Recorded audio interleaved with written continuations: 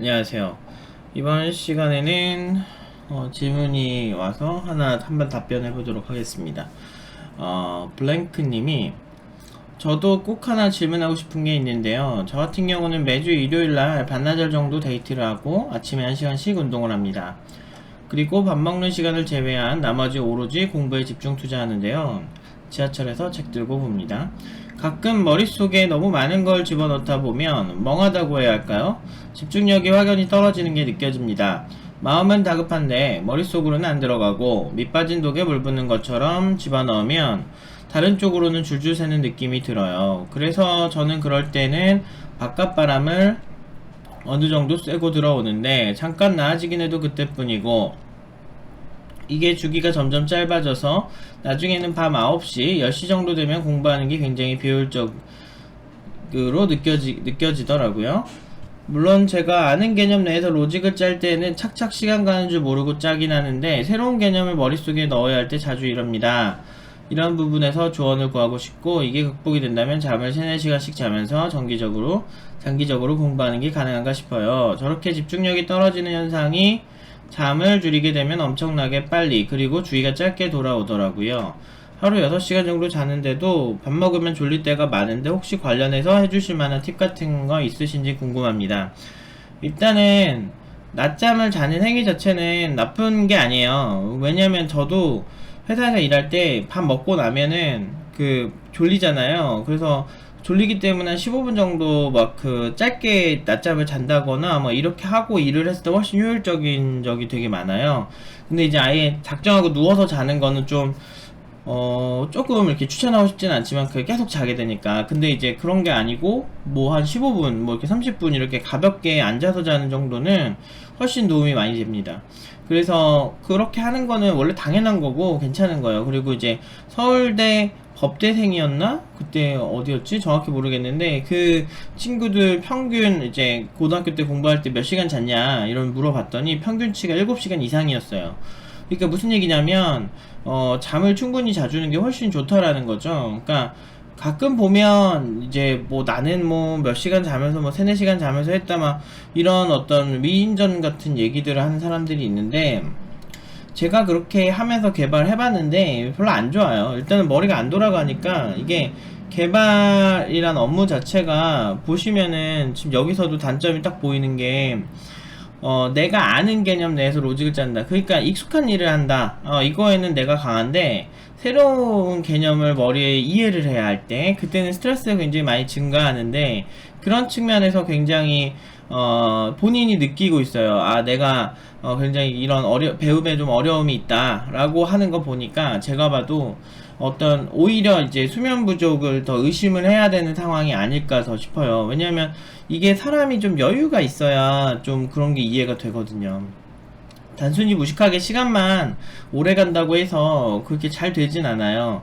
제가 누누이 얘기하죠. 자영업만 20년, 30년 해도 사실 센스있게 되게 똑똑하게 잘한 사람과 그냥 사업만 해본 사람과 그냥 뭐 음식만 팔아본 사람과는 수준 차이나 집중력 깊이의 차이가 되게 커요. 막 가끔 보면은 뭐 음식점 막 20년 뭐 노하우라 그러는데 가면은 고기에 막 냄새나고 기본적인 처리하는 것도 전혀 못하는 그런 자영업자들 되게 많거든요. 그러니까 그럴 때 굉장히 이제 먹으면서 고기 냄새가 너무 심하니까, 누린내 같은 게 심하니까 이렇게 약간 되게 싫어지잖아요. 그러니까 그게 시간을 오래 가져간다고 꼭 잘하는 게 아니라고요. 그러니까 이게 집중을 제대로 할 수 있는 시간을 하루에 얼마나 빼느냐가 훨씬 중요한 거예요. 그렇기 때문에 제가 봤을 때는 단순히 그냥 멍하게 공부가 되면은 오히려 그냥 하루에 막 더 노는 시간을 좀 늘려 보세요. 좀 쉴 때는 쉬고, 그리고 딱 할 때는 확실히 해야 되는데, 이제 제가 봤을 때는 근본적인 영역이 좀 부족한 것 같아요. 그러니까 공부하는 방법이 지금 이런 식으로 공부하시는 느낌이면은, 보면 아까 로직을 짤 때 뭐 이렇게 얘기하는 거 보니까 그러니까 그런 거야. 보통 이런 경우는 애초에 로직의 문제가 아니고 공부 스타일의 문제가 있는 경우가 더 많거든요. 그러니까 보통 제가 코멘트 드리고 싶은 거는 뭐 아예 뭐 저희 팀원 내부 학원 팀원이 아니기 때문에 제가 뭐 집중적으로 막 이렇다고 이렇게 제가 상태를 아는 상태가 아니니까 정확하게 말해드릴 수는 없어도 보편적으로는 뭐라 그래야 되지? 그러니까 이 어떤 기술을 볼 때는 필요성을 먼저 느껴야 되는데, 필요성 없이 이 로직이 되게 좋다, 이 알고리즘이 좋다 이렇게 해가지고 추천을 받아서 그냥 되게 망망대해에서 얘가 근데 그런 거 있잖아. 내가 지금 배가 고파야 어떤 음식의 소중함을 아는 것처럼, 지금 내 몸이 배가 하나도 안 고픈데 이게 진짜 내가 지금 배가 고픈지 안 고픈지도 잘 모르는데 이 로직을 뭐 배워야 된다 이러면 좋다, 이 아키텍처를 보면 좋다, 막 이런 거 뭐 이 뭐 자료 구조를 보면 좋다 이러고 배우니까 안 되는 거지. 그러니까 보통은 기술에는 필요성이라는 게 먼저 있어요. 그러니까 기술의 발전에는 기본적으로 필요성이라는 게 있고, 그 필요성이 충족이 안 되니까 그거를 개선하려고 발전하는 거거든요. 그렇기 때문에 자료 구조든 본인이 보려고 하는 알고리즘이든 아니면 뭐 기술 아키텍처든 사실 기본적으로 발전을 해야 되는 이유가 다 있는 거예요. 근데 그 이전 시대에 대한 역사를 모른다거나 아니면은 그 기술의 필요성, 왜 이게 더 효율적인지에 대해서 잘 모르는 경우에는 보통은 이걸 이해하는 체계 자체가 모호해요. 그래서 제가 팀노바 할 때도 세계관 교육법이라고 해서 어떤 머릿속에 좀 큰 틀을 그려줘야 이게 학습 능률이 훨씬 높다라는 걸 발견을 하게 됐습니다. 그래서 그 그려주는 공부를 하는 게 세계관 교육법이거든요. 그래서 기술을 보실 때는 이게 왜 필요하게 됐고 그 이전 시대에는 어떤 문제가 있는지, 이런 좀 의외로 어떤 일반적인 기술이라고, 그러니까 일반적인 이제 히스토리 같은 걸 좀 보셔야 되는데, 기술이라고 그냥 단순히 그냥 뭐 기술은 기술로 이해해야 돼 뭐 이렇게 보지 마세요 제발. 기술이 차가워 보여도 인간이 필요해서 만든 거기 때문에 인간의 니즈가 연결이 되어 있어요. 그렇기 때문에 인간의 그 필요성에 집중하시는 게 훨씬 공부하고 이해하는데 훨씬 좋아요. 그리고 여기서도 보면은 내가 아는 개념 내에서 로직을 짤 때 이게 되게 어려운 거야.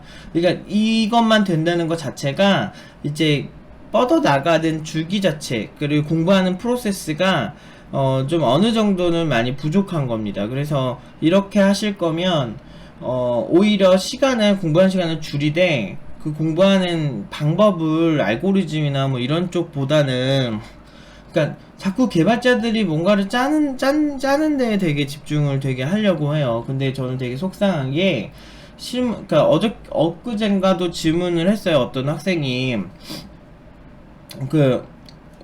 유튜브로 질문을 했는데 그 얘기를 하더라고. 이렇게 제가 뭐 이렇게 포트폴리오 준비하는 건 좋은데 포트폴리오 되게 오래 걸리고 알고리즘 공부해가지고 취업하려고 하는 대기업들이 그런 입사 전형을 많이 하니까 그런 거 하면 그런 거 하게 되는데 노프팀장 생각은 어떠냐 이렇게 물어봐요. 그러면은 제가 그때 항상 얘기하는 건, 결국엔 포트폴리오를 만든다는 거는 내가 코딩을 해가지고 작품을 만드는데 익숙해진다는 건데, 그러니까 포트폴리오는 좀 더 큰 범주고 알고리즘 좀 더 작은, 코딩 테스트는 작은 범주잖아요. 그러니까 코딩을 해서 작품을 만들기 위해서 코딩을 하는 거잖아. 근데 그러면은 작품을 만들 줄 알아야 실무에서도 어느 정도 어플리케이션이 이렇게 만들어지는구나를 알고 가고 그걸 증명하는 게 포트폴리오인데, 대기업들이 그런 전형을 안 한 이유가 있지 않느냐 뭐 이렇게 얘기를 하더라고요. 대기업은 기본적으로 영역이 굉장히 크거든요. 영역이 크고 지원자가 엄청 많아요. 그렇기 때문에 필터링을 해야 돼. 공기청정기 필터처럼 어느 정도 필터링을 해야 됩니다. 그래서 한 명 한 명 이렇게 중소기업처럼 한 명 한 명 좀 볼만한 여유도 안 될 뿐더러 그리고 이제 뭐라 해야 되지, 대기업 같은 경우는 애초에 처음부터 신입들은 엄청나게 잘하는 애들 뽑으려고 하는 게 아니에요. 뽑아서 어느 정도 교육할 생각을 하고 뽑아요. 근데 중소기업은 바로 실무에 써야 되니까 실무에 바로 투입이 될 만큼 핵심적인 그런 능력을 가진지, 우리 회사에 필요한 능력을 가진지를 보거든요. 그래서 두 쪽이 약간 그런 니즈가 좀 달라요. 근데 웃긴 게 뭐냐면, 대기업 같은 경우는 그렇게 있다가 그렇게 뽑고서 개발을 안 하는 포지션에 가는 경우도 있어요. 그러니까 되게 그냥 보편적으로 뽑아서 그냥 쓰는 거지. 근데 반대로 중소기업은 당장 되게 좀 잘하는 신입이면 당장 좀 빡센 일을 해야 될 수도 있어요. 그러니까 좀 니즈가 달라요. 그러니까 조직이 작을수록 한 사람, 스타트업이 그런 거 있잖아요. 한 사람이 되게 여러 일을 할 수 있다는 거. 저는 그게 능력이 돼서 소화를 잘하면 스타트업의 그런 방식도 나쁘다고 생각 안 해요. 제가 실제로 그렇게 많이 해보기도 했고. 그래서 어쨌든 제 생각에는 좀 이런 그 코딩 테스트 그 자체로만 너무 집중을 하거나 알고리즘에만 집중하는 경향이 있어요. 근데 실제 실무는 결국엔 전체적인 작품을 다 만들어 보는 거다. 근데 그걸 가지고 유사한 건 포트폴리오도 있다. 즉 코딩 테스트를 준비하는 것도 나쁘진 않아요. 자기가 가고 싶은 그 회사가 코딩 테스트를 그 어떻게 보는지 안다면. 그렇지만 더 중요한 건 내가 이걸로 무엇을 만들 줄 아는가, 그걸 만드는 과정이 어땠는가, 이런 게 훨씬 핵심이에요. 아무튼 제가 여기까지 코멘트를 드리도록 하겠습니다. 어쨌든 너무 이렇게 이런 방식으로 3-4시간씩 공부하고 이런 거는 그렇게 3-4시간 자면서 공부하는 거 그렇게 좋은 거 아니에요. 잠을 절대 저는 학생들한테 장기전이라고 생각하거든요. 공부는 장기적으로 해야 되기 때문에 3-4시간 자지 마시고 잠 7시간, 8시간씩 자세요. 주무시면서 차라리 그 시간의 그 질을 높이기로 하세요. 그리고 낮잠 조금 자는 거 괜찮습니다. 훨씬 좋아요. 뇌에도 훨씬 좋고, 그리고 막 다리 떨고 이런 거 사실은 나쁜 게 아니에요. 그 뇌가 그걸 적응하려고 하는 그런 행동들이기 때문에 다 과학적인 근거가 있어요. 그렇기 때문에 그런 것들에 대해서 너무 부정하고, 인간다움에서 오히려 밥 먹으면 졸린 게 인간다운 거거든요. 그렇기 때문에 그거 자체를 너무 부정하면서 이렇게 해야 돼라고 생각을 하는 그 어떤 그 틀을 좀 깨셨으면 좋겠어요. 실제로 좀 공부를 해보면 잠깐 자고 하는 게 훨씬 나아요. 아무튼 여기까지 답변 드리도록 하겠습니다.